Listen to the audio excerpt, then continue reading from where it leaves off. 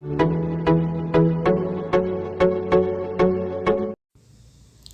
అండి, welcome to Shanmukh cooking recipes. నేను పద్మాని. ఈరోజు స్పెషల్ కుండ బిర్యానీ అండి. చాలా బాగుంటుంది అన్నమాట. దీన్ని ఏ విధంగా చేసుకోవాలో, దీనికి కావాల్సిన పదార్థాలు ఏంటో చెప్తాను. ఆ విధంగా చేసుకోండి.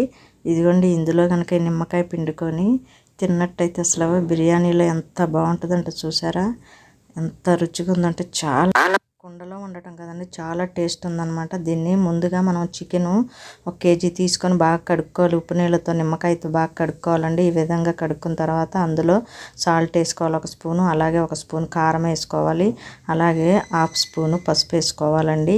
వేసుకొని 1 స్పూన్ గరం మసాలా వేసుకోవాలి, అలాగే 1 స్పూను అల్లం వెల్లుల్లి పేస్ట్ వేసుకోవాలి, అలాగే ఒక 3 స్పూన్లు పెరుగు వేసుకోవాలండి. బాగా వేసుకొని అందులో ఆయిల్ కూడా వేసుకొని బాగా ముక్కలను బాగా కలుపుకోవాలి. ఇదంతా ఈ కారము, ఉప్పు, పెరుగు అన్నీ కలిసి ముక్కలకు పట్టే విధంగా కలుపుకోవాలండి. ఈ విధంగా కలుపుకొని మనం పక్కన పెట్టుకోవాలి. అదేవిధంగా 1 గ్లాసు బాస్మతి రైస్ తీసుకోవాలండి. ఈ గ్లాస్తో 1 గ్లాస్ తీసుకొని వాటిని బాగా కడుక్కోవాలి. మనం బాగా శుభ్రం చేసుకొని 2-3 సార్లు శుభ్రం బాగా కడుక్కోవాలి. ఈ విధంగా కడుక్కొని మనము ఒక 1/2 అవర్ నానబెట్టుకోవాలండి. నానబెట్టుకొని పక్కన పెట్టుకుందాం. అలాగే కుండలో మనము కలిపిన చికెన్ ఉంది కదండి, ఇదంతా మొత్తం మనం కుండలో వేసుకోవాలి. వేసుకున్నాక అందులో 2 ఉల్లిపాయలండి సన్నగా ముక్కలు కట్ చేసుకొని వేసుకోవాలి, అలాగే 3 టమాటా ముక్కలు సన్నగా కట్ చేసుకొని వేసుకోవాలి. అందులోనే ఒక 3 స్పూన్స్ ఆయిల్ వేసేసి మనం ముక్కలకు బాగా పట్టే విధంగా అన్నీ కలిపేసుకోవాలండి. మనము ఉల్లిపాయలు వేపటం కానీ అదేమీ కాదు, ఈ రకంగా చేసుకోండి, చాలా బాగుంటుంది అన్నమాట. ఇవన్నీ కలిపేసేసుకొని మనం మూత పెట్టేసి మనం స్టవ్ మీద పెట్టేసుకోవాలి. ఇట్లాగే ఉడికించుకోవాలండి.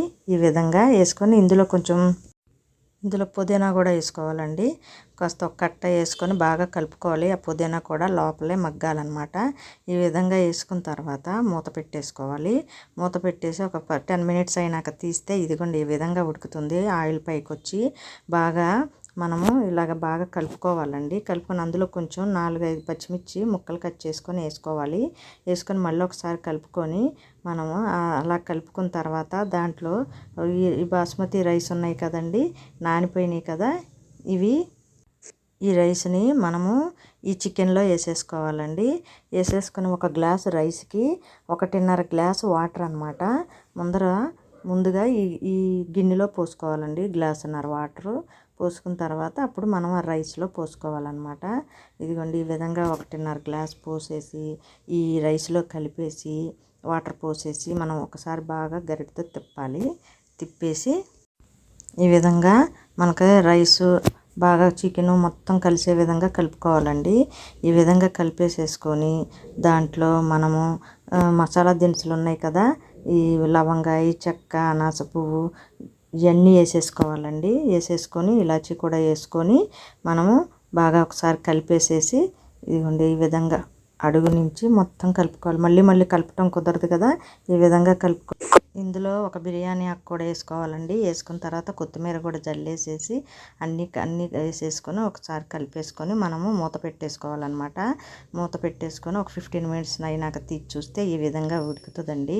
మొత్తం మనం గరిటతో ఓకే తిప్పకుండా లైట్గా మనము ఫస్ట్ కొద్దిగా అందులో ఎల్లో ఫుడ్ కలర్ వేయాలండి. వేసేసి మళ్ళీ ఒక 5 నిమిషాలు పెట్టేసేసి ఒక 5 నిమిషాలు అయినాక తీస్తే మొత్తం మగ్గిపోయిందండి. ఈ విధంగా జాగ్రత్తగా తీయాలి, లేకపోతే రైస్ కుండ కదండి కొంచెం ఇరుగ్గా ఉంటుంది కాబట్టి ఇరిగిపోతుంది. చాలా జాగ్రత్తగా చేయాలి. అంతేనండి. చూసారా ఎంత బాగుందో. ఇందులో మనము నెయ్యి వేసుకోవాలండి. కాస్త చివరిలో అయిపోయింది కాబట్టి నెయ్యి వేసేసుకొని మళ్ళీ కొత్తిమీర జల్లేసుకొని తీసేసుకోవటమే, అంతే. ఇది కనుక మీకు నచ్చినట్టయితే లైక్ చేయండి, షేర్ చేయండి, సబ్స్క్రైబ్ చేయండి.